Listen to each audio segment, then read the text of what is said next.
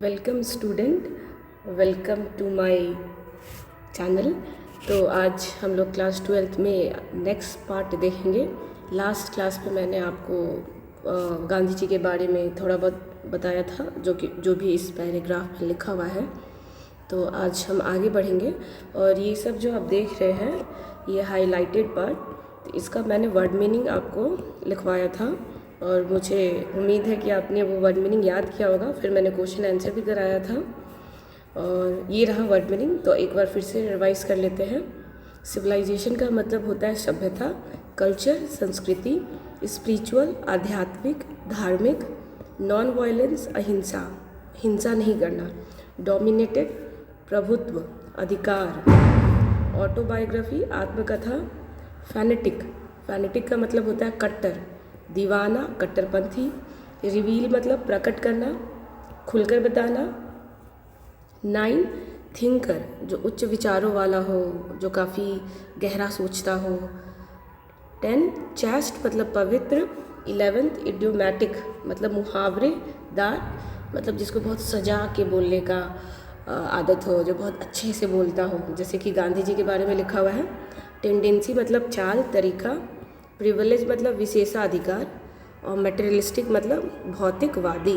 तो ये सब हमने लास्ट क्लास में पढ़ा था और मैं इसको पूरा नीट एंड क्लीन कर देती हूँ। और आज हम नेक्स्ट पढ़ेंगे चैप्टर को, पैराग्राफ वाइज देखेंगे और बहुत अच्छे से समझने की कोशिश करेंगे। तो पहले मैं इसको एक बार इरेज कर देती हूँ ताकि ये नीट एंड क्लीन हो जाए बहुत अच्छे से। ठीक है, अब हम लोग स्टार्ट करते हैं। देखिए लिखा हुआ है इंडियन सिविलाइजेशन एंड कल्चर। तो मैंने लास्ट क्लास में ही बताया था कि हम यहाँ पे जो बात कर रहे हैं वो इंडियन सिविलाइजेशन और कल्चर, जो कि महात्मा गांधी द्वारा लिखा हुआ है। और वो इस पूरे चैप्टर में इंडियन सिविलाइजेशन मतलब भारत की सभ्यता और उसकी संस्कृति के बारे में बताने जा रहे हैं, जो उन्होंने अपने लाइफ में एक्सपीरियंस किया या जितना उनको ग्रंथों से, जितना उनके अपने लाइफ से समझ में आया, उसके बारे में देखेंगे। ठीक है, अब देखें। I believe that civilisation India has evolve is not to be beaten in the world. Nothing can equal the seed sown by our ancestor. अब जैसे कि कह रहे हैं गांधी जी कि वो मानते हैं कि जो इंडिया का जो सिविलाइजेशन था, सभ्यता था, वो इस प्रकार से आया है, वो इस प्रकार से उभरा है जिसको कोई बीट नहीं कर सकता है, कोई नहीं हरा सकता है इस पूरे दुनिया में। तो उनका ये मानना था कि भारत की सभ्यता इतनी अच्छी है, इतना विकसित है, इतना डेवलप्ड, इतना इवॉल्व्ड है कि इसको दुनिया का कोई भी इंसान बीट नहीं कर सकता, मतलब पीछे नहीं छुड़ा सकता, मतलब उसको पीछा नहीं कर सकता। ठीक है, अब है nothing can equal the seed sown by our ancestor. और हमारे एंसेस्टर ने, हमारे पूर्वज ने, एंसेस्टर का मतलब होता है पूर्वज, तो हमारे पूर्वज ने जो बीज बोया है उसको कोई भी उसकी बराबरी नहीं कर सकता। अब जैसे कि इस पूरे लाइन का मतलब है, अब बोल चाल में समझे कि उनका मानना है कि भारत की सभ्यता, यहाँ का सिविलाइजेशन इतना ज़्यादा विकसित है, इतना ज़्यादा इवॉल्व है, इतना ज़्यादा परिपक्व है कि इसको संसार का कोई भी दूसरा देश इसको पीछे नहीं कर सकता, मतलब इसको इससे आगे बढ़ ही नहीं सकता। इतना अच्छा है हमारे यहाँ की civilisation. Nothing can equal the seed sown by our ancestor. और हमारे जो एंसेस्टर थे, हमारे जो पूर्वज थे, उनके द्वारा जो भी बीज बोया गया था उसकी कोई बराबरी नहीं कर सकता। सीड्स का मतलब होता है बीज। तो हमारे जो पूर्वज थे, जो हमारे लिए इतनी अच्छी सभ्यता, इतनी अच्छी संस्कृति छोड़ के गए हैं, उसकी कोई भी बराबरी नहीं कर सकता। अब आगे देखिए, रोम चला गया। रोम एक क्या है? कंट्री है। रोम एक कंट्री है, ठीक है, छोटा सा। तो ये क्या है? ये आया और ये भी चला गया। अब गांधी जी कह रहे हैं कि रोम जैसा जो देश था, शहर जो था, वो भी चला गया। Greece shared the same fate. Greece ये भी क्या है? एक कंट्री है। मिस्र ये भी क्या हो गया? इनके साथ भी सेम फेट, मतलब इनका भी भाग्य में यही था। जैसे कि रोम आया गया, उसी तरह ग्रीस भी आया और गया। इसका मतलब है, आया गया का मतलब है कि कि समय के साथ ये लोग कहाँ लुप्त हो गए, इनकी परंपराएं कहाँ चली गई, इनकी संस्कृति कहाँ गायब हो गई, किसी को अता पता नहीं है। The might of the Feroz was broken.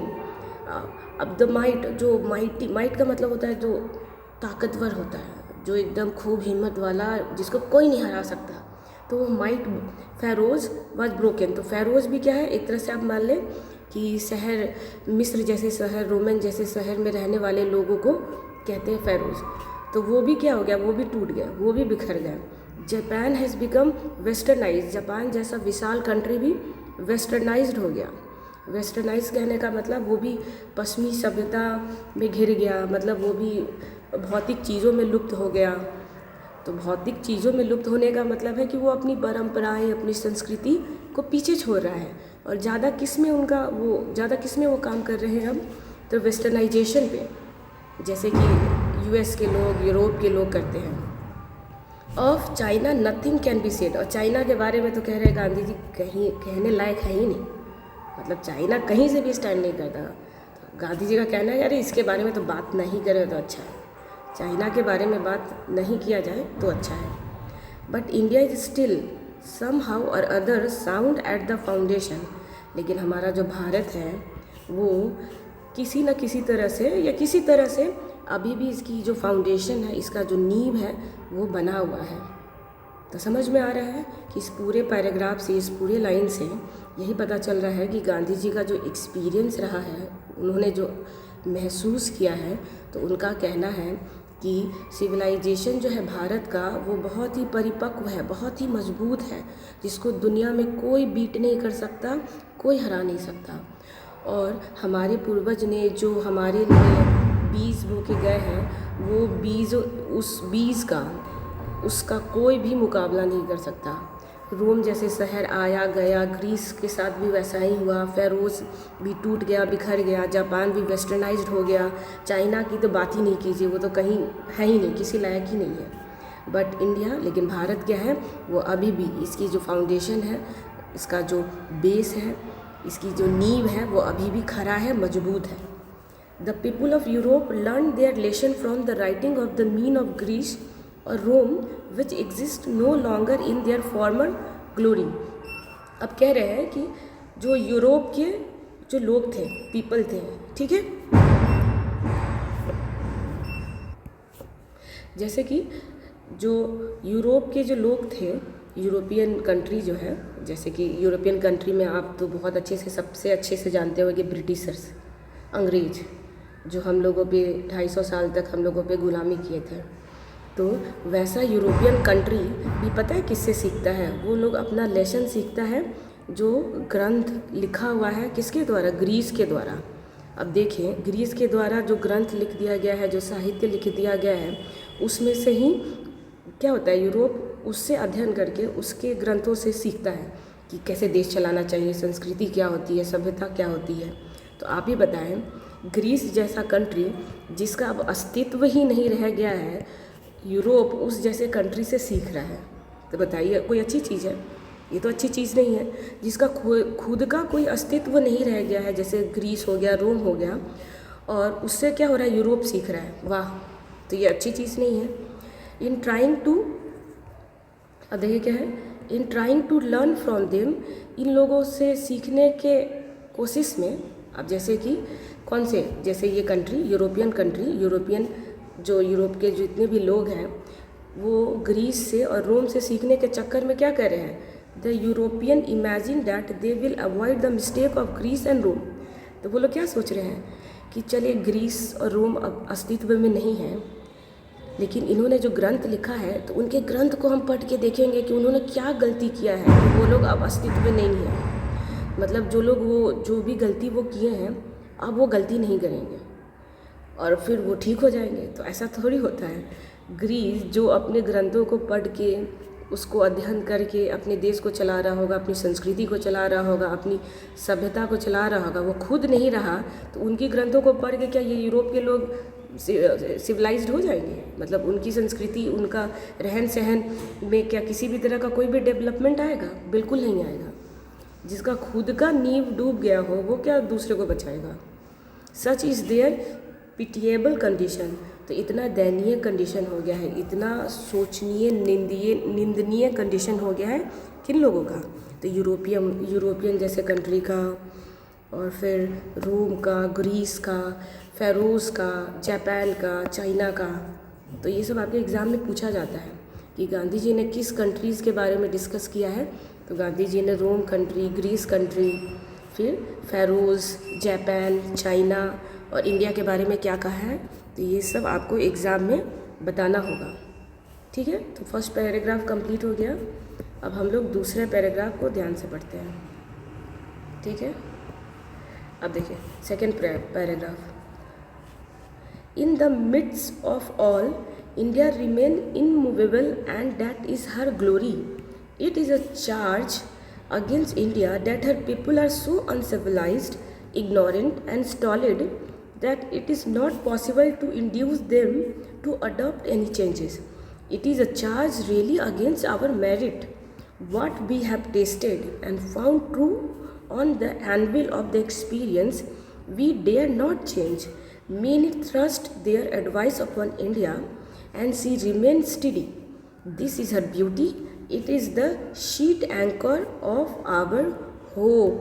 अब देखिए इस पैराग्राफ से, सेकेंड पैराग्राफ से गांधी जी कह रहे हैं कि ये सब जो चल रहा है कि देश आ रहा है, बिखर रहा है, ख़त्म हो रहा है, तो इन सब के बीच में, ये सब चीज़ों के मध्य में इंडिया जो है ना वो इनमूवेबल है। इनमूवेबल का मतलब होता है मूवेबल इसका मतलब होता है जिस चीज़ को एक जगह से दूसरी जगह आसानी से ले जाया जा सकता है।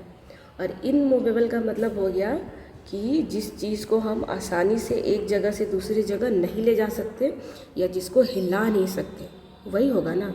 तो इंडिया क्या रहा है, इनमूवेबल रहा है, मतलब इंडिया हिला नहीं है। जैसा उसका अस्तित्व उसके हिस्ट्री में था, उसके एंशियंट में था, उसके प्राचीन में था, वो ग्लोरी, वो शानो शौकत अभी भी है, उसको कोई नहीं हिला सका है। It is a charge against India that her people are so uncivilised. और पता है बाकी लोग, मतलब इस पूरे दुनिया के और भी काफ़ी कंट्रीज़ जो हैं ये इंडिया पे चार्ज लगाते हैं, मतलब इंडिया को ब्लेम करते हैं, इंडिया को बोलते हैं, इंडिया के लोगों को बोलते हैं कि वो बहुत ज़्यादा क्या है, अनसिविलाइज्ड है। अनसिविलाइज्ड का मतलब कि अरे उनको तो रहना धहना नहीं आता, खाना पीना नहीं आता, कपड़ा पहनने का ढंग नहीं है, धोती भी कोई कपड़ा पहनता है, हाथ से भी कोई खाता है, चम्मच से खाना होता है, वाइन पीना होता है। तो ये सब, तो बाहर के कुछ देशों को ऐसा लगता है कि इंडिया के जो लोग हैं वो बहुत अनसिविलाइज्ड हैं, मतलब उनको रहन सहन का ढंग नहीं है, इग्नोरेंट है, मतलब बेपरवाह है, लापरवाह है, स्टोलिड है, मतलब स्टोलिड मतलब जो अपने किसी बर्ताव में किसी तरह का परिवर्तन नहीं करना चाहता है, जैसे कि वो बदलना नहीं चाहता है, वैसा है। तो इस इंडिया के खिलाफ कुछ लोगों का ये भी साजिश रहता है कि इंडिया के लोग ऐसे हैं that it is not possible to induce them to adopt any changes. और ये भी बोलते हैं कि इंडिया किसी भी तरह का कोई भी चेंज, कोई भी परिवर्तन के लिए तैयार नहीं रहता, मतलब ऐसा हो गया है, उसकी संस्कृति है, ऐसा उसकी सभ्यता है। लेकिन लोग ये नहीं जानते कि यही चीज़ हमें क्या करता है, हमें मजबूती देता है कि हम एकजुट है। हमारी सभ्यता का जो रूट है, हमारा जो कल्चर है, इसका जो जड़ है इतना मजबूत है कि आए दिन कोई भी आया और डेवलपमेंट के नाम पे, टेक्नोलॉजी के नाम पे हमारी सभ्यता के साथ, हमारे कल्चर के साथ किसी तरह का कोई छेड़खानी, कोई बदलाव हम नहीं चाहते हैं। हमारा जो परंपरा है, हमारी जो संस्कृति है, वो सब चलेगा और साथ में हम डेवलपमेंट भी करेंगे, नए टेक्नोलॉजी भी लाएंगे, हम नए रास्ते, नए पैगाम पे भी पहुंचेंगे। लेकिन इसका मतलब ये नहीं है कि हम डेवलपमेंट पे नाम के अपनी संस्कृति को भूल जाए, अपने कल्चर को भूल जाए, अपनी सिविलाइजेशन को भूल जाए। It is a charge really against our merit. तो ये जो चार्ज है, ये जो हम पे आरोप लगाया जाता है, ये हमारे मेरिट, ये हमारे गुणों के बिल्कुल अलग है, विपरीत है। अब है कि नहीं है, हम तो ऐसे है नहीं, हमारी सभ्यता तो इतनी महान है, हमारी संस्कृति इतनी महान है, तो ये गलत सलत चार्ज लगा देगा तो क्या हम पे ये आरोप सही है? नहीं है, बिल्कुल नहीं है। What we have tasted and found true on the anvil of experience, we dare not change। तो गांधी जी कह रहे हैं, मेरा ये मानना है कि हम लोग जो भारत के लोग हैं, जो हमारी सभ्यता है, हम इस चीज़ को कभी नहीं बदलेंगे। क्यों नहीं बदलेंगे? क्योंकि हमारा जो एक्सपीरियंस है ये बहुत अच्छा है। हम बहुत अच्छे से ज़िंदगी को गुजार रहे हैं, हमारी सभ्यता बहुत अच्छी है, हमारे जीने का तरीका बहुत अच्छा है, हम लोगों से सद्भावना, प्यार, मोहब्बत करते हैं, लोगों में अच्छे मैसेज को देते हैं। डेवलपमेंट के नाम पे ऐसा नहीं है कि हम अपने आप में चेंजेस नहीं लाते, हम लाते हैं। तो सब कुछ साथ में होता है। Many trust their advice upon the India and she remains steady। बहुत लोग तो इंडिया पे एडवाइस देते रहते हैं, मतलब थ्रस्ट मतलब थोपते रहते हैं कि अरे भारत आपको ऐसा करना चाहिए, भारत के लोगों को ऐसा करना चाहिए, ऐसा करेंगे तो अच्छा हो जाएगा, ऐसा करेंगे तो अच्छा हो जाएगा। लेकिन भारत माँ और भारत के लोग क्या है, स्टीडी है, मतलब बिल्कुल भी हिले डुले नहीं है अपनी जगह से, जैसे तब थे वैसे अभी हैं। दिस इज़ हर ब्यूटी, और यही क्या है, खूबसूरती है, यही हमारी बहुत प्यारा सा चीज़ है। किसका? तो भारत का और भारत के लोगों का, कि वो किसी के कहने पे नहीं आते, वो किसी के बहकावे में नहीं आते। It is the sheet anchor of our hope, और यही क्या है, हमारा एक मजबूत चादर है, उम्मीद का किरण है कि हम बदलते नहीं। कोई हमें आके कुछ भी नीचा दिखा दे, कुछ भी हम पे आरोप लगा दे, तो इसका मतलब थोड़ी है कि हम वैसे हैं, क्योंकि हम हैं ही नहीं। तो अब जितना भी हमें बोल दे कि हम गवार हैं, हम बेपरवाह हैं, हम अनसिविलाइज्ड हैं, तो इसका मतलब नहीं है कि हम बदल जाएंगे, हम बिल्कुल नहीं बदलेंगे। तो ऐसा है हमारा प्यारा भारत और हमारे भारत के लोग। अब थर्ड पैराग्राफ देखते हैं। Civilisation is that mode of conduct which points out to man the path of duty, performance of duty and observance of morality are convertible terms. To observe morality is to attain mastery over our minds and our passion. So doing, we know ourselves. The Gujarati equivalent for civilization means good conduct. अब गांधी जी इस paragraph में बता रहे हैं कि civilisation is mode of conduct. Civilisation जो है, सभ्यता जो है, ये एक जिंदगी जीने का क्या है, तरीका है। मोड ऑफ कंडक्ट का मतलब होता है किसी चीज़ को कैसे लेके चलना चाहिए। तो सभ्यता तो हमें यही बताता है कि हमें अपने ज़िंदगी के रास्ते को, हमारी ड्यूटी को कैसे निभाना चाहिए। तो ये एक मोड ऑफ कंडक्ट है, मतलब ज़िंदगी जीने का रास्ता है, ज़िंदगी जीने का तरीका है civilisation. Performance of duty and observance of morality are convertible terms. अब जैसे कि परफॉर्मेंस ऑफ ड्यूटी, जो ड्यूटी हमें जो निभाना है, जिस ड्यूटी में हमें जिस ईमानदारी से काम करना है, और मोरालिटी मतलब कि हमारा मोरल कैसा होना चाहिए, हमारा नैतिक विचार कैसे होना चाहिए, ये दोनों चीज़ क्या है, कन्वर्टेबल है, मतलब आपस में इसको बदला जा सकता है। कि ऐसा नहीं है कि अगर हमें मोरालिटी करना है तो हम परफॉर्मेंस में किसी तरह का कॉम्प्रोमाइज़ करते हैं, ठीक है। जैसे कि हमें नैतिकता दिखाना है, तो इसका मतलब नहीं है कि हम अपनी ड्यूटी को भूल जाते हैं। हम ड्यूटी करते हुए भी मोरालिटी को हाई रखते हैं, अपने मोरल वैल्यूज़ को कभी नहीं खोते। To observe morality is to attain mastery over our mind and our passion. और मोरालिटी कहाँ से आता है? तो जब हम मास्टरी कर लेते हैं, जब हम खूब विद्वान हो जाते हैं, जब हम खूब पढ़ लेते हैं, जब खूब हम इसको जान लेते हैं। किसको? अपने माइंड को, अपने बुद्धि को, अपने दिमाग को और अपने पैशन को। पैशन का मतलब होता है जो चीज़ आप करना चाहते हैं, जिसको आप बहुत दिल से चाहते हैं। तो अगर हम इस चीज़ में कि हमको क्या चाहिए और हमारा माइंड किस तरीके से उस चाहत की ओर आगे बढ़ रहा है, अगर इस पे कमांड हो जाता है तो हमारा मोरल अपने आप, बहुत मोरालिटी जो हमारा नैतिकता है वो खुद अच्छा हो जाता है। इसके लिए कुछ अलग से नहीं करना पड़ता। So doing we know our self. और इसको हम कैसे जानते हैं? जिसको जब हम इस चीज़ को करते हैं तो हमें पता चलते चला जाता है। The Gujarati equivalent for civilisation means good conduct. अब क्योंकि गांधी जी गुजरात के रहने वाले थे, तो उनके हिसाब से, मतलब वहाँ के लोगों के हिसाब से, वहाँ के लोगों का मानना है, इक्विवेलेंट है कि सिविलाइजेशन का मतलब होता है गुड कंडक्ट, मतलब एक अच्छा आचरण, एक अच्छा विचार, एक अच्छा व्यवहार, ठीक है। तो सभ्यता का मतलब आप समझ ही रहे होंगे कि गांधी जी का मानना है, सभ्यता का मतलब है कि वो हमें रास्ता दिखाता है कि ज़िंदगी को कैसे जीना चाहिए, ज़िंदगी का तौर तरीका क्या होना चाहिए। और गुजराती में गुजरात के लोगों का तो यही मानना है कि सिविलाइजेशन मतलब गुड कंडक्ट, एक अच्छा आचार और एक अच्छा व्यवहार। ठीक है, अब देखते हैं paragraph 4। It is if this definition be correct, then India, as so many writers have shown, has nothing to learn from anybody else, and this is as it should be। तो कह रहे हैं गांधी जी इस पैराग्राफ से कि अगर हम इस डिफिनेशन से चलें, अब किसका डिफिनेशन, अब किसके बारे में बात हो रहा है, तो सिविलाइजेशन।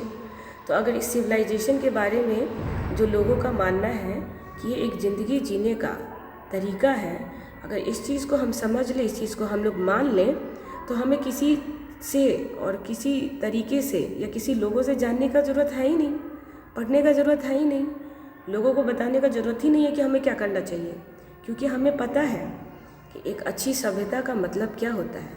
सभ्यता मतलब हमारे भारत के कल्चर में ज़िंदगी जीने का तरीका, और वैसा तरीका जिसमें आप अपने पैशन को, अपने माइंड को पूरी तरह से क्या कर सके, उसको समझ सके, उसको जान सके और उसके लिए उस पर काम कर सके। ठीक है, अब पैराग्राफ 5 देखते हैं। We notice that mind is a restless bird, the more it gets the more it wants and still remain unsatisfied. कह रहे हैं गांधी जी कि उन्होंने नोटिस किया है कि माइंड जो होता है, बुद्धि जो होता है, वो एक रेस्टलेस बर्ड है। रेस्टलेस का मतलब होता है बिना थका हुआ वाला चिड़िया है। कौन, तो हमारा बुद्धि, हमारा दिमाग। जितना ज़्यादा हम चाहते हैं वो इतना ज़्यादा क्या होता है, अनसेटिस्फाइड होता है, मतलब कभी मन ही नहीं भरता उसका, कभी भी उससे संतुष्ट ही नहीं होता। तो जो हमारा जो दिमाग है वो एक वैसा चिड़िया है जो कभी नहीं रुकता, थकता ही नहीं है। तो देख लें, दिमाग ऐसे ही काम करता है ना, आपके मन में दिन भर कोई ना कोई विचार आते रहते हैं, आप दिन भर कुछ ना कुछ सोचते रहते हैं। आप सोचते हैं कि पहले साइकिल था, अब उसके बाद बाइक हो जाता, फिर गाड़ी हो जाता, फिर एसी वाला गाड़ी हो जाता, फिर मर्सिडीज़ हो जाता, फिर खुद का प्लेन हो जाता, जेट हो जाता। तो क्या हो गया, माइंड कभी नहीं रुका। आप जितना चाह रहे थे उससे ज़्यादा और आपका दिमाग चाहने लगता है। इसलिए कह रहे हैं द मोर इट गेट्स, जितना ज़्यादा इसको मिलता है ना, इस दिमाग को, और जितना ज़्यादा जैसे कि आपको मिलता है, जितना ज़्यादा सुख सुविधाएं मिलती हैं, द मोर इट वांट्स, ये और ज़्यादा चाहने लगता है। इसका जो चाहत है वो बढ़ने लगता है। तो दिमाग उसी तरह का चिड़िया है जो रुकता नहीं है कभी भी। आपको लगा आज मुझे ये मिल गया, कल मुझे और मिल जाता, फिर परसों और मिल गया तो तरसों और मिल जाता, फिर मिलते रहता मिलते रहता मिलते रहता, और आप कभी भी क्या होते, सेटिस्फाइड नहीं होते हैं, कभी भी आप संतुष्ट नहीं होते, कभी भी आपकी पूर्ति कभी होती ही नहीं कंप्लीट। आपको हर बार लगता कुछ ना कुछ कमी है, कुछ ऐसा हो जाता, कुछ ऐसा हो जाता। ठीक है, the more we indulge in our passion the more unbridled they become. कह रहे हैं जितना ज़्यादा हम अपने पैशन में, अपनी इच्छाओं में घुसेंगे, वो उतना ज़्यादा हमें क्या कर देगा, बहुत ज़्यादा अनब्रिडल कर देगा, मतलब बहुत ज़्यादा आपको कंफ्यूज कर देगा, और आप कभी भी उस चीज़ से सेटिस्फाइड हो ही नहीं सकते, खुश होएंगे ही नहीं। आपको लगेगा अभी भी क्या है, कमी है, अभी भी और मिल जाता, अभी भी और हो जाता। तो ऐसा दिमाग क्या होता है, ऐसा काम करता है, कंट्रोल ही नहीं होगा। आपको लगता कि ये मिल गया है, थोड़ा और मिल जाता, कंट्रोल नाम की चीज़, मतलब संतुष्टि नाम की चीज़ ख़त्म हो जाती। Our ancestor therefore set a limit to our intelligence. इसीलिए हमारे जो पूर्वज थे उन्होंने बहुत बढ़िया काम किया। पता है क्या किया उन्होंने, हमारे लिमिट को, हमारी जो सुख सुविधाएं हैं जिसमें हम अपने आप को अपने चारों तरफ देखना चाहते हैं, उसको बांध दिया। उसको क्या कर दिया कि उसका एक तरह से बाउंड्री सेट कर दिया। बाउंड्री मतलब अब जैसे एक स्कूल है तो स्कूल का बाउंड्री वॉल होता है ना, दीवार, बाउंड्री वॉल, कि इस बाउंड्री वॉल के बाहर कोई नहीं जाएगा। तो हमारे पूर्वज, क्योंकि उनको ये बात पता था कि ये जो भौतिक सुख सुविधाएं होती हैं इससे आदमियों का मन कभी नहीं भरने वाला, इसलिए हमारे पूर्वज ने इंडल्जेंस का मतलब होता है जिसमें आप अपने आप को बहुत लिप्त रखना चाहते हैं, जिससे आपको एकदम खुशी मिलता हो, ऐश मिल रहा हो, एकदम मस्ती मिल रहा हो, मौज मस्ती, उससे आप बाहर नहीं निकलना चाहते हो, तो उसी को लिमिट कर दिया, उसको सीमित कर दिया कि नहीं, हम इतने चीज़ से ही खुश रहेंगे, हमको इतने चीज़ में ही खुश रहना सीखना होगा। ऐसा they saw that happiness was largely a mental condition. उन्होंने, हमारे पूर्वज ने इस तरीके से काम किया कि उनको ये चीज़ का एहसास हो गया, और उन्होंने ये चीज़ को आगे के लिए भी बोला कि ये जो चीज़ होता है ना, खुशी, ये आपका मेंटल कंडीशन है। मतलब ये आपकी बुद्धि के ऊपर, आपके दिमाग के ऊपर डिपेंड करता है। मेंटल कंडीशन मतलब, अब जैसे कि इसको आप समझ सकते हैं कि एक छोटा बच्चा है, गरीब है, काफ़ी गरीब है, तो उसको अगर कोई पेंसिल भी दे देता है ना, तो इतना खुश हो जाता है, इतना खुश हो जाता है कि उसको लगता है कि अरे इससे ज़्यादा क्या चाहिए। और वही एक अमीर बाप का बेटा है, अगर उसको आप एरोप्लेन दे देंगे ना, उड़ने वाला भी, तब भी उसको क्या होगा, वो खुश नहीं होगा, उसको चाहिए होगा और। तो इसका मतलब है कि कभी भी भौतिक चीज़, कभी भी सुख सुविधाएं आपकी खुशी को नहीं बताता है। ये बताता है आपका मेंटल मतलब आपका दिमाग, आपकी बुद्धि किस तरीके से कोई चीज़ को ले रहा है। हो सकता है किसी के पास करोड़ों पैसा हो लेकिन वो खुश नहीं हो, और किसी के पास 100 रुपया हो लेकिन वो इतना खुश हो कि यार दुनिया लगे उसके पैरों के नीचे है। तो इसका मतलब पैसा तो कभी नहीं बताया कि खुशी, पैसा कभी भी खुशी को नहीं खरीद सकता है, सुख सुविधा को नहीं खरीद सकता है। हैप्पीनेस अंदर से आती है, खुशी आपके अंदर होती है। आप छोटे से छोटे चीज़ से खुश हो सकते हैं और बड़े से बड़े चीज़ से भी नाखुश हो सकते हैं। ठीक है, अब हम देखेंगे paragraph 6। A man is not necessarily happy because he is rich or unhappy because he is poor. तो गांधी जी बोल रहे हैं, एक आदमी ज़रूरी नहीं है कि वो खुश है, वो मतलब कि गांधी जी का कहना है कि वो कोई आदमी अगर रिच है, अमीर है, तो ज़रूरी नहीं है कि वो क्या है, खुश है। समझ में आ रहा है? गांधी जी का मानना है, उनका ये एक्सपीरियंस है, उन्होंने ये अनुभव किया है कि अगर कोई आदमी रिच है, अमीर है, तो ज़रूरी नहीं है कि वो क्या है, हैप्पी है, खुश है। नॉट नेसेसरली का मतलब ज़रूरी नहीं है। हो भी सकता है कि अमीर आदमी खुश भी तो हो सकता है ना। अब ऐसा तो बिल्कुल नहीं है कि अमीर है तो दुखी है, ऐसा नहीं है कि, लेकिन ये भी है कि अगर अमीर है तो ज़रूरी नहीं है कि वो खुश है। ठीक है, और हैप्पी है, और जो गरीब है वो क्या है, खुश नहीं है, ऐसा भी तो हो सकता है। अब देखें, गरीबी खुद में क्या है, एक बहुत ही बुरी चीज़ है, मतलब बहुत ही दुख वाला चीज़ है। तो इसका मतलब ये नहीं है कि अगर गरीबी है तो लोग क्या है, अनहैप्पी है, दुखी हैं, ऐसा ज़रूरी नहीं है। गरीब लोग भी खुश रहते हैं और गरीब लोग नाखुश भी रहते हैं। अमीर लोग भी जैसे खुश रहते हैं तो अमीर लोग नाखुश भी रहते हैं। तो आपकी अमीरी और गरीबी से आपका खुशी पे कोई फ़र्क नहीं पड़ता है। इस पैराग्राफ को कंप्लीट कर लेते हैं। The rich are often seem to be unhappy, the poor to be happy. ज़्यादातर देखा गया है कि अमीर लोग क्या होते हैं, नाखुश होते हैं, और गरीब लोग क्या होते हैं, खुश होते हैं। Millions will always remain poors. लाखों लोग क्या है, हमेशा से क्या है, गरीब थे, मतलब गरीब ही हैं। मतलब जो लोग ज़्यादातर क्या है, भारत में गरीबी है। तो गांधी जी कह रहे हैं कि लाखों लोग गरीब हैं। ऑब्जर्विंग ऑल दिस, ये सब कुछ देखते हुए, our ancestor dissuaded us from the luxury and pleasure. तो ये सब चीज़ को एहसास करते हुए, ये सब चीज़ को देखते हुए, हमारे पूर्वज ने अपने आप को, डिसड्यूट का मतलब होता है अलग कर लिया, किस चीज़ से, लग्जरी से। लग्जरी मतलब सुख सुविधाओं से, प्लीजर से, आनंद से, जो चीज़ खुशी दे। अब खुशी वैसा चीज़ नहीं, खुशी तो आदमी हर कोई चाहता है, लेकिन वैसी खुशी जो आपको पैसा दे के खरीदना पड़ रहा है, वैसी खुशी से अपने आप को हमारे पूर्वज ने अलग कर लिया।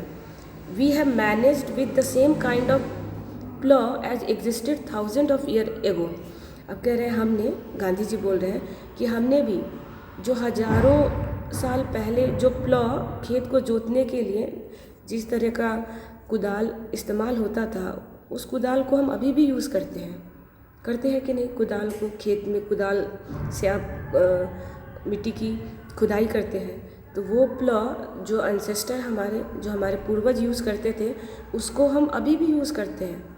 बस क्या हो सकता है कि थोड़ा उस प्लॉ में मिट्टी खोदने के तरीके और हमारे कुदाल में थोड़ा सा फ़र्क आ सकता है, लेकिन तरीका तो नहीं बदला है। तरीका आज भी वही है। लोग आज भी जाते हैं खेतों में और खुद से खुदाई करते हैं, जैसे हज़ारों साल पहले हमारे लोग किया करते थे। We have retained the same kind of cottage that we had in former times, and our indigenous education remain the same as before। और गांधी जी कह रहे हैं कि हम लोग अभी भी उसी टाइप के कॉटेज में, कॉटेज मतलब झोपड़ी, हम लोग उसी टाइप की झोपड़ी में अभी भी रहते हैं जैसे हज़ारों साल पहले लोग रहते थे। अब झोपड़ी का मतलब झोपड़ी होता है ना, अब ऐसा तो नहीं है मिट्टी वाला घर बना के आप उसको झोपड़ी बोलेंगे, वो थोड़ी होता है। तो अभी भी लोग बहुत शानो शौकत से झोपड़ी में रहना पसंद करते हैं, ठीक है। और अभी भी हमारा जो एजुकेशन सिस्टम है, हमारे पढ़ाने का जो तरीका है वो इंडिजीनियस है। इंडिजीनियस का मतलब जिस तरीके से हमारे पूर्वज ने शुरू किया था। अब जैसे कि गुरुकुल में क्या होता था, लोगों को नीचे दरी में रख बिठा कर पढ़ाते थे। पढ़ने से पहले बहुत सारा मंत्रोच्चारण होता था, चीज़ों को अच्छे से पढ़ने का तरीका बताया जाता था। तो ये सब चीज़ अभी भी है। अब ऐसा थोड़ी है एजुकेशन डेवलपमेंट ऑफ एजुकेशन के नाम पे हमने पूरा शिक्षा प्रणाली को बदल दिया है, ऐसा तो नहीं है। जैसे पहले शिक्षा जिस प्रकार से हम लोग देते थे उस तरीके से अभी भी शिक्षा देते हैं हम लोग।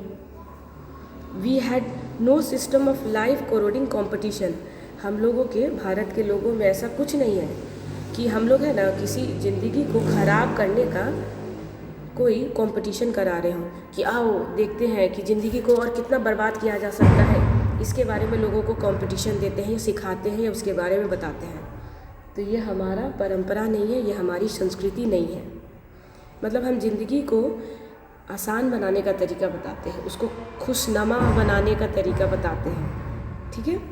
Each followed his own occupation or trade and charge a regular veg.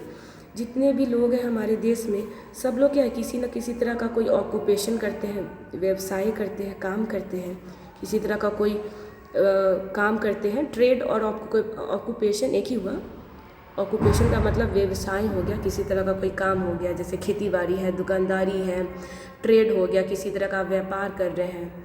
And charge a regular wage, और उनको उस तरीके से क्या होता है, पैसा मिलता है। जैसा वो काम करते हैं वैसा उनको पैसा मिलता है। It was not that we did not know how to invent machinery. अब ऐसा तो बिल्कुल नहीं है कि हमें पता नहीं है कि मशीनरी को डेवलप कैसे किया जाता है या इन्वेंट कैसे करते हैं। इन्वेंट का मतलब होता है नया तरीका, इन्वेंशन, आविष्कार। तो हमारे भारत के लोगों को इतनी अक्ल है कि किसी भी मशीन को कैसे आविष्कार किया जाता है, कोई भी चीज़ कैसे बनाया जाता है, इतनी बुद्धि, इतनी ज्ञान हमारे पास है। But our forefather knew that if we set our hearts after such thing, we would become slaves and lose our moral fiber। अब देखिए, गांधी जी प्रेजेंट भारत को, मतलब वर्तमान भारत को, जिस टाइम गांधी जी ये लिखे थे, अब गांधी जी का टाइम पीरियड क्या था पॉलिटिक्स में, 1915 से 1948 था ना, ये मैंने लास्ट क्लास में बताया था। तो इस टाइम जब ये किताब लिख रहे थे, यंग इंडिया लिखे थे, यंग इंडिया, ठीक है। यंग इंडिया का ये क्या है, पार्ट है। तो यंग इंडिया जब ये लिख रहे थे इस टाइम पीरियड में 1915 से 1948 के बीच में, तो वो बता रहे थे कि हमारे पूर्वजों का रहने, किसी भी ऑक्यूपेशन को करने, जीवन जीने का तरीका, सुख सुविधाओं से दूर रखने का जो प्रयास था, ये सब कैसे था, क्यों था, ये सब बता रहे हैं वो। तो ये भी बता रहे हैं कि हमारे फोरफादर, जो हमारे पूर्वज थे, ऐसा तो नहीं है कि उनको किसी तरह का मशीन किस तरह से बनाया जाता है उनका ज्ञान नहीं था। हमारे भारत के लोग, जो हमारा भारत का इतिहास रहा है, उसमें तो इतने महान महान लोग पैदा लिए हैं। आर्यभट्ट हैं, अशोक थे, ये क्या इन लोगों के पास क्या दिमाग नहीं था, बहुत विद्वान लोग थे।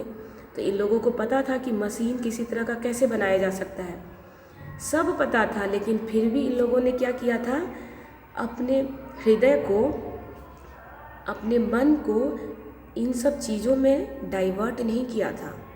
मतलब सुख सुविधाओं में नहीं डाला था। अगर वो ऐसा करते तो उनको पता था कि वो खुद के गुलाम हो जाएंगे और अपने मोरल वैल्यूज़ को खो देंगे। मतलब आप जितना सुख सुविधाओं में लिप्त होंगे आप उसके गुलाम नहीं हो जाएंगे।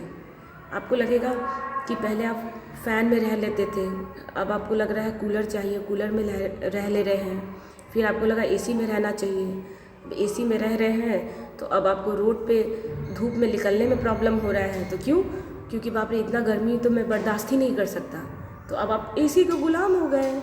अब आप जाइए घर पे बैठिए। तो क्या घर पे बैठ के सारी ज़िंदगी का सारा काम हो सकता है? नहीं हो सकता है।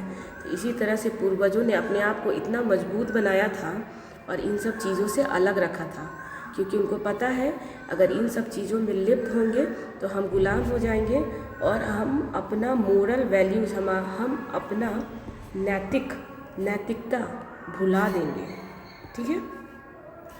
They therefore after due deliberation decided that we should only do what we could with our hands and feet।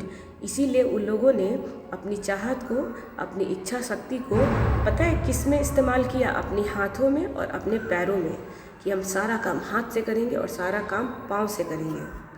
They saw that our real happiness and health consisted in a proper use of our hands and feet। तो उन्होंने देखा कि हमारी जो real happiness है, जो असली में वास्तविकता की जो खुशी है वो, और हेल्थ कंसिस्टेंट, और हमारा जो स्वास्थ्य है, हमारा जो अच्छा हेल्थ है वो किस पे निर्भर करता है? जब हम अपने हाथों को और अपने पाँव को इस्तेमाल करेंगे उस पर। एक काम करते हैं, आज के लिए हम लोग 7 पैराग्राफ ही करते हैं और नेक्स्ट क्लास में हम आज के लिए हम लोग 6 पैराग्राफ ही तक करते हैं। नेक्स्ट क्लास में 7 पैराग्राफ, फिर 8 पैराग्राफ, फिर क्वेश्चन आंसर देख लेंगे, फिर आगे का 9th और 10th 11th पैराग्राफ तक करेंगे। और मैं आपको थोड़ा वर्ड मीनिंग इस पैराग्राफ से रिलेटेड जो भी है इम्पॉर्टेंट वो आपको बता देती हूँ। ठीक है, तो वो लिख लेंगे। 1 मिनट में पूरा क्लियर कर लूँ ताकि स्पेस बना सकूँ। तो आप बताएं कि आपको इसमें डिफ़िकल्ट कौन सा वर्ड मीनिंग लग रहा।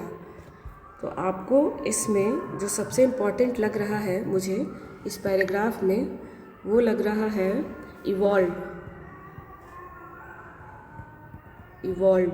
इवॉल्व का मतलब होता है कि मैंने पहले भी बताया, इस लाइन से पढ़ के देखिए। इवॉल्व मतलब कि जो खुद से आया हो, मतलब जो विकसित हुआ हो। तो इसका मतलब होता है विकसित। ठीक है, विकसित होना, जैसे डेवलप्ड कंट्री है ना, उस तरह से इसको फिर मैं हाईलाइट भी कर देती हूँ, इवॉल्व। ठीक है, अब हम लोग और देख लेते हैं। नेक्स्ट फेट यहाँ लिखा हुआ है फेट मतलब होता है किस्मत।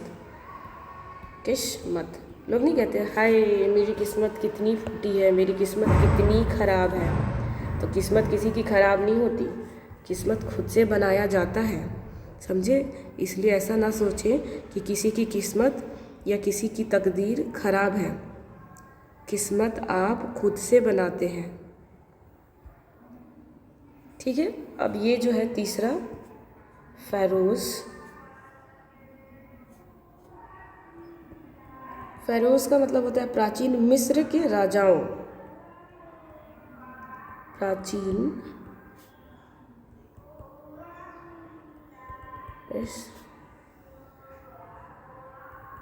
के राजाओं की जाति या धर्म। ठीक है, तो ये उतना इम्पोर्टेंट नहीं है, फ़ैरोज़ एक तरह से जाति है। अब देखते हैं नेक्स्ट, इसको भी कर लेते हैं हाईलाइट, फिर नेक्स्ट देखते हैं इमूवेबल। ठीक है, मैंने पहले भी बोला है कि वर्ड मीनिंग का मीनिंग पूछा जाता है आपके एग्ज़ाम में, स्पेलिंग करेक्शन पूछा जाता है कि सही स्पेलिंग बताएं। सिंपल भाषा में जिसको अपनी जगह से हिलाया ना जा सके। ठीक है। 5 इसको भी हाईलाइट कर लेते हैं। ग्लोरी, ग्लोरी का मतलब होता है शान शौकत, शान शौकत। 6 स्टॉलिड, स्टॉलिड का मतलब होता है स्टॉलिड, स्टॉलिड का मतलब जो बहुत ही अपने विचारों में दृढ़ होता है, जिसको आप बिल्कुल भी हिला नहीं सकते हैं। ठीक है, तो वो होता है स्टॉलिड। सॉरी, स्टॉलिड का मतलब होता है सुस्त। सॉरी, ये मैंने गलती से बोल दिया। इसका मतलब होता है सुस्त। जैसे इग्नोरेंट और स्टॉलिड है, मतलब इग्नोरेंट का मतलब लापरवाह है और स्टॉलिड का मतलब सुस्त है, एकदम मंद बुद्धि है। तो मैं लिख देती हूँ सुस्त, मंद बुद्धि। ये भी लिख लीजिए, ये भी ज़रूरी है। इग्नोरेंट, इग्नोरेंट बेपरवाह, बेपरवाह। इग्नोरेंट मतलब बेपरवाह।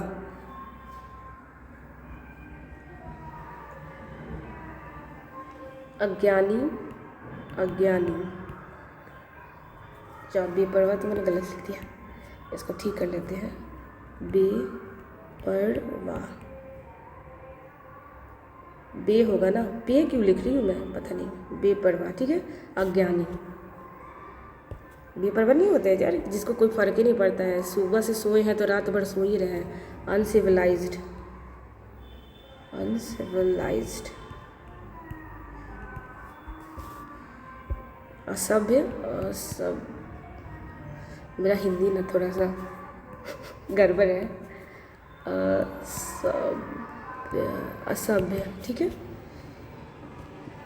तो याद रखेंगे, असभ्य लोग होते हैं ना बहुत लोग, जिसको बोलने रहने सहने का तौर तरीका नहीं पता होता है, उसको कहते हैं असभ्य। ठीक है।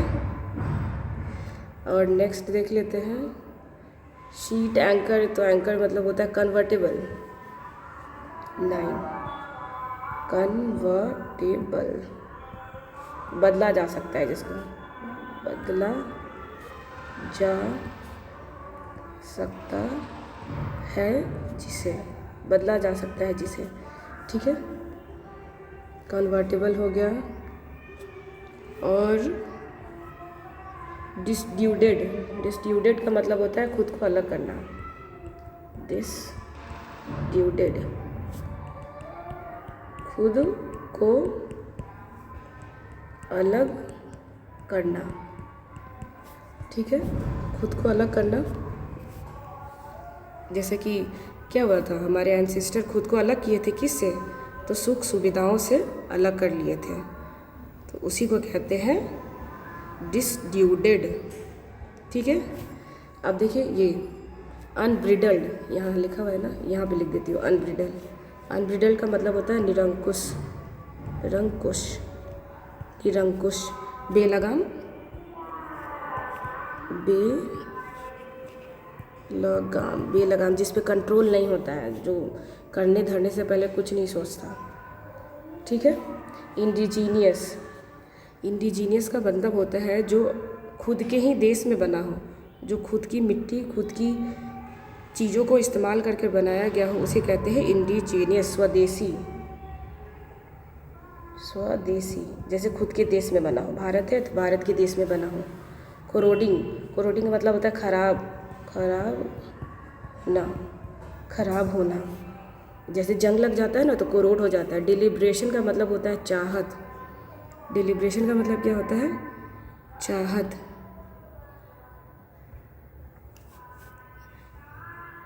चाहत ये जानबूझ के करना, उसी को कहते हैं डिलिब्रेशन। ठीक है। विवेच्य, इसको आप लिख सकते हैं डिलिब्रेशन का मतलब, यहाँ लिख देती हूँ मैं, विवेचना,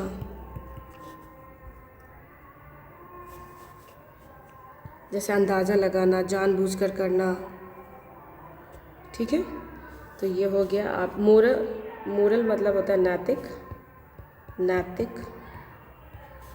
ठीक है।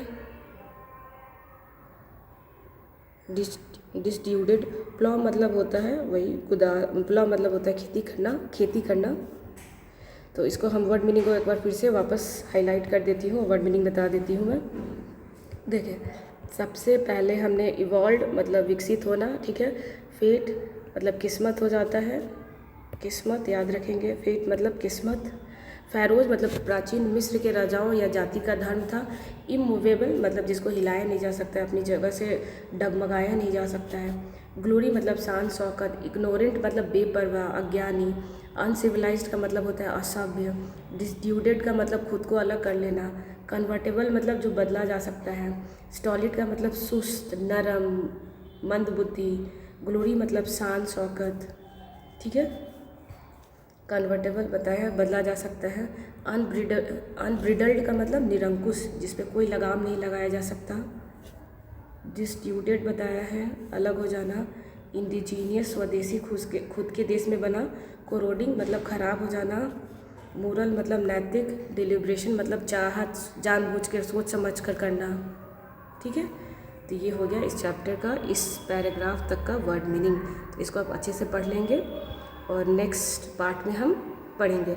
देखिए, आप लोग बिल्कुल भी हड़बड़ाएंगे नहीं कि जल्दी हो जाता। अब जल्दी के चक्कर में रहेंगे तो हो जाएगा आमिर खान की मूवी वाला हाल, ठीक है। आराम से पढ़ेंगे, बहुत अच्छे से समझेंगे।